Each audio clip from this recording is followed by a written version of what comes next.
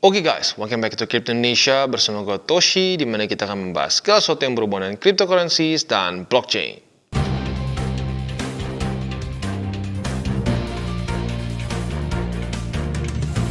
Oke, jadi pada hari ini guys, kita akan lagi-lagi membahas Launchpad. Ya, mungkin ada yang bertanya, loh bang, bukannya kemarin baru bahas?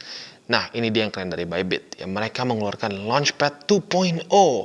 Dimana kita tahu banyak yang merasa bahwa, aduh, ada nggak sih Launchpad yang pakai stablecoins gitu, pakai USDT deh. Biar kenapa? Biar resiko dari naik turunnya utility tokennya nggak ada. Ya, nah tentunya ada beberapa yang membuat seperti itu, tapi nggak benar-benar seperti Launchpad. Nah pada hari ini kita bisa lihat bahwa Launchpad 2.0 membiarkan kita bisa ikut Launchpad dengan USDT. Oke, jadi pada hari ini guys, kita akan ngobrolin mengenai Launchpad dari Bybit lagi. Nah, kalau kalian sudah nonton video gue sebelumnya, pasti tahu bahwa memang kemarin pembahasannya mengenai ApeX, ya. Tapi pada hari ini kita sudah bisa lihat, snapshotnya akan mulai dalam sehari lagi, atau kalau mau dibuletin lebih tepatnya 2 hari lagi, ya. Jadi, buat lo yang mau ikutan, ya, dan sudah punya BitDAO, ya siap-siap. Nah, tapi yang unik pada Launchpad kali ini adalah Bybit mulai masuk ke Launchpad 2.0, di mana dia mendengar cukup banyak keluh kesah dari beberapa orang yang sudah sering mengikuti Launchpad.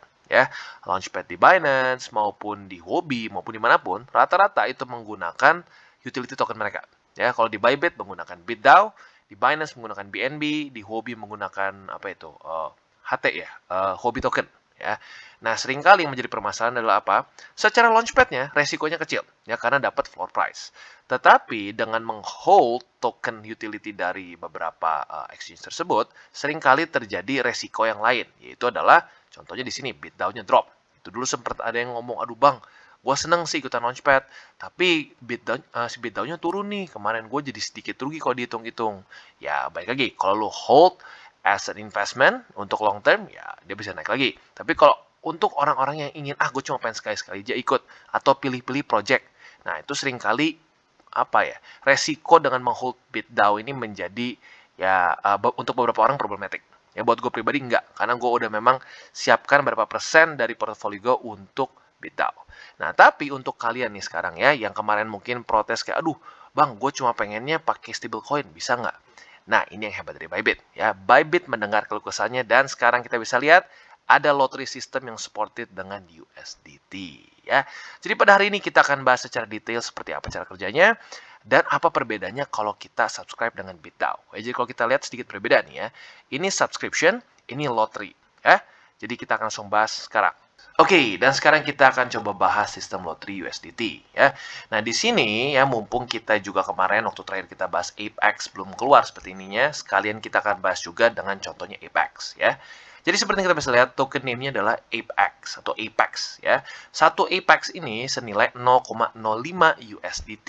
Nah, ini exchange rate-nya tentunya between dengan Bit dan Apex nanti akan dikonfirm saat subscription period.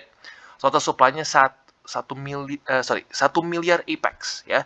Dan untuk alokasi ke Launchpad ini sebesar 1% dari total supply alias 10 juta Apex ya. Nah, jadi kalau kita bisa lihat cara kerjanya seperti apa ya. Ada dua cara ya di sini. For subscription ini caranya percis seperti kita ikutan Launchpad seperti biasa ya. Ada masa snapshot, lalu dihitung rata-rata BitDAO kalian, nanti tinggal kalian commit dan ya seperti biasalah buat kalian yang sudah sering ikutan pasti sudah sangat familiar. Nah, untuk lottery kita bisa lihat di sini ya. Untuk sekarang hanya USDT saja. Jadi belum ada stablecoins lain yang bisa kita pakai untuk Launchpad ya, atau lebih tepatnya Launchpad 2.0. Jadi untuk sekarang kita bisa lihat community tokennya USDT only. Nah, allocation per lottery winnernya itu adalah 400 Apex. Nah, kalau kita lihat di sini cap-nya dengan subscriber berbeda ya. Untuk BitDAO jauh lebih besar, sebesar 7.000 Apex. Nah, untuk lottery ini per winnernya 400 Apex. Jadi otomatis lebih sedikit. Dan yang selanjutnya lagi adalah ada total winners. Jadi di sini seperti namanya lottery. Ya, jadi nggak pasti lu dapat. Kalau BitDAO lu dapat ya, asalkan lu punya 50 BitDAO secara rata-ratanya saat masa subscription ya, lu udah gitu lu klik subscribe, lu akan dapat. Tapi besar atau kecilnya ya tergantung dari berapa banyak yang ikutan. Semakin banyak ya semakin cendol. Ya makanya kenapa gue bilang di Bybit lebih besar alokasi yang dapatnya dibandingkan dengan rata-rata di Binance karena lebih nggak cendol gitu kesannya ya. Nah di sini lebih sedikit lagi ya. Jadi cuma total winnersnya itu hanya ada 5.000 orang saja ya. Jadi otomatis ini akan lebih sedikit yang dapat. Jadi saat lo sudah commit USDT, itu akan ada nanti sistem lottery di mana yang beruntung akan bisa menukarkan USDT mereka dengan token si Apex ini. Untuk sekarang Apex, nanti kedepannya ada macam-macam yang lain ya. Nah, total allocation juga berbeda. Untuk subscription dengan BitDAO itu 8 juta Apex ya, dibandingkan dengan total allocation untuk lottery hanya 2 juta saja. Alias apa? Lebih sedikit. Maka otomatis sekali lagi ya, ini sistemnya adalah lottery. Jadi saat lo commit nggak pasti dapat si token Apex-nya ya. Lalu selanjutnya, each lottery winner ini akan receive allocation si project dari token ini. Nah, yang non-winning akan dikembalikan. Jadi bisa dibilang tidak ada resiko untuk yang lottery ini ya. Jadi ya otomatis seperti biasa ya. Lo dengan menggunakan BitDAO akan lebih ya diuntungkan gitu karena lebih besar ya, si alokasi lebih besar, cap per subscriber juga lebih besar dan lain-lain. Nah, tetapi untuk lottery ya kita bisa dibilang secara resiko jauh lebih kecil. Karena kenapa? Yang pertama, kita hold USDT saja. USDT adalah stable coins. BitDAO adalah sebuah token yang bisa naik turun harganya. Itu yang pertama. Nah, tetapi di waktu bersamaan ya otomatis lebih kecil kemungkinan kita untuk dapatnya, dan untuk total winners pun hanya 5.000 saja ya. Dan selain dari itu ya risikonya kecil ya, karena kenapa? Andaikan kita nggak menang si lotrinya, kita akan dikembalikan 100% USDT, tidak ada biaya apapun ya. And that's really cool. Oke, jadi tadi gue sudah jelaskan perbedaan dari sistem yang lottery dengan yang subscription.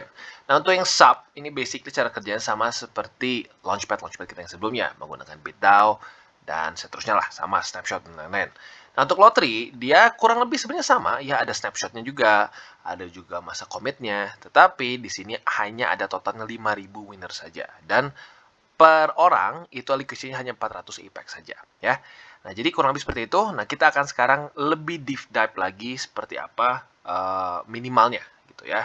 Kalau untuk yang BitDAO seperti biasa kita tahu bahwa minimalnya harus 50 bit untuk bisa ikutan Launchpad ya. Jadi kalau kurang dari 50 bit selama masa snapshot, kalian nggak akan bisa ikutan Launchpad. Nah, jadi buat kalian tertarik untuk ikutan Launchpad dengan cara sub ya, pastikan sudah punya BitDAO minimal 50 dari sekarang. Supaya apa?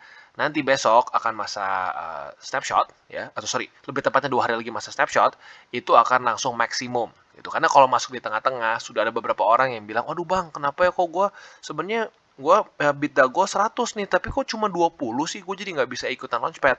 Ternyata setelah gue tanya lagi, dia masuknya di tengah-tengah snapshot.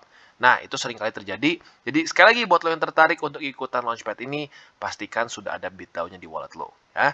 Nah, untuk yang versi lottery sama cara kerjanya bisa dibilang ya. Perbedaannya apa? Kalau di sini minimal 100 USDT. Jadi pastikan kalian punya 100 USDT di wallet kalian. Dan walletnya di sini nggak harus spot ya, bisa di derivatif juga, bisa juga di flexible saving. Yang penting ada di wallet lo ya. Ya, kecuali kalau lu pakai di derivatif terus lu kepake kurang dari 100, ya nggak bisa. Ya, pastikan jadi lu harus duitnya lagi stop lah gitu kesannya ya. Jadi kurang lebih seperti itu. Dan untuk daily average-nya seperti biasa ada rumusnya di sini. Kalian boleh baca. Tapi jujur aja, gue pribadi pusing lah untuk ngikutin cara daily average ini. Makanya lebih baik kalian siapin dari sekarang USDT maupun BitDAO-nya ya. Lalu yang kedua adalah masa subscription atau masa commit ya. Nah, masa commit ini sama persis juga cara mereka ya. Jadi bisa dibilang dibuat mudah oleh Bybit. Ini yang gue suka ya. Nggak dibuat jadi kayak dua sistem yang terpisah. Ya cuma sama aja caranya, snapshotnya sama, subscription juga sama, ya tinggal kalian klik.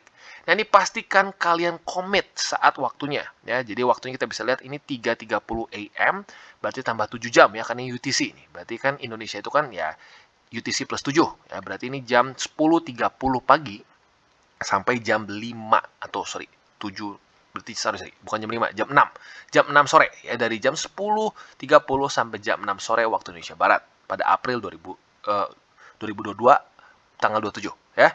Nah, pastikan kalian komit. Karena gue pribadi lupa, gue pernah lupa komit dan ujung-ujungnya gue cuma bengong waktu ngeliat si candle-nya terbang ya. Jadi pastikan tanggal 27 buat kalian yang sudah berniat untuk ikutan Launchpad ini, jangan lupa untuk dikomit ya. Nah, selanjutnya adalah masa distribusi. Nah, masa distribusi ini dari 11 AM sampai 12 AM UTC, tinggal tambah 7 ya, lu coba hitung sendiri aja ke WIB-nya berapa ya. Ini sama-sama tanggal 27 April dan token allocation-nya caranya seperti biasa ya, sesuai dengan aturan di sini ya. Nah, setelah itu ya akan ada launch period. Nah, launch period ini akan mulai pada 12 PM ya, plus 7 berarti ya lu hitung sendiri sekitar jam 7 harusnya ya, jam 7 malam tanggal 27 April. Nah, setelah itu tentunya kalian bisa pilih untuk jual semua atau kalian mau jual sebagian, terserah kalian masing-masing ya. Jadi kurang lebih caranya seperti itu dan jujurnya menurut gua ini sangat intuitif ya. Seringkali kalau gini kan seringkali dipisah ya. Ada beberapa exchanger juga yang memiliki sejenis kayak Launchpad 2.0, tetapi dipisah dan caranya sedikit berbeda. Nah, yang gue suka dari cara Bybit ini dibikin sama ya, almost exactly the same sama seperti Launchpad yang BitDAO. Maka dari itu mengurangi kemungkinan untuk bingung ya. Jadi kurang lebih seperti itu untuk Launchpad dari Bybit pada hari ini ya. Dan sekali lagi buat lu yang belum nonton Apex ini seperti apa si koinnya atau lebih tepatnya tokennya seperti apa, gunanya seperti apa, lu boleh nonton di video gua sebelumnya ya. Dan pastikan buat lu yang sudah yang tertarik ya, sudah tertarik untuk ikutan Launchpad ini, persiapkan antara USDT kalian atau BitDAO kalian ya. Jadi buat kalian yang mungkin sudah punya BitDAO, sudah punya alokasi seperti gua pribadi di portofolio sudah ada berapa persen alokasi untuk BitDAO supaya bisa ikutan terus Launchpad, ya sudah tinggal pakai BitDAO. Karena lagi-lagi seperti yang gue bilang, yang versi BitDAO otomatis lebih diuntungkan ya karena menggunakan utility token mereka ya. Secara allocation lebih besar, cap per usernya juga lebih besar. Nah, tapi ya buat kalian yang mungkin dari dulu merasa bahwa aduh, gua males ikutan Launchpad karena kenapa? Launchpad harus pakai utility token dari exchanger tertentu. Nah, di sini sudah dipersiapkan untuk versi USDT-nya ya dengan segala keuntungan dan kekurangannya ya. Jadi kurang lebih seperti itu untuk Launchpad 2.0. Jangan lupa untuk taruh BitDAO kalian dan USDT kalian di wallet pada masa snapshot. Oke, jadi kesimpulannya seperti yang kita bisa lihat ya. Sekarang kita bisa mengikuti Launchpad dari Bybit tanpa harus menggunakan BitDAO. Kita bisa mengikuti USDT, walaupun sistemnya sedikit berbeda ya. Dengan kalau yang USDT itu lebih sistemnya ke lottery ya, dimana ada 5.000 slot yang bisa kita isi dengan cara kita commit USDT kita. Tapi yang enak adalah apa? Bisa dibilang resikonya nol. Karena kenapa? Kalau kita nggak dapet slot, ya udah dibalikin duit kita. Ya, kalau biasa kita beli lotre, ya kita harus bayar, terus udahnya uang yang bayarnya nggak akan dibalikin kalau kita kalah kan. Di sini kalau kita nggak dapet posisi, ya kita nggak dapet slot, duitnya dibalikin. Jadi bisa dibilang ini sangat bagus sekali. Tapi otomatis secara alokasi lebih kecil dibandingkan dengan yang BitDAO. Ya otomatis lah ya. Kalau lu mau ngambil resiko lebih besar, pasti akan secara gain pun lebih besar. Ya, selalu seperti itu.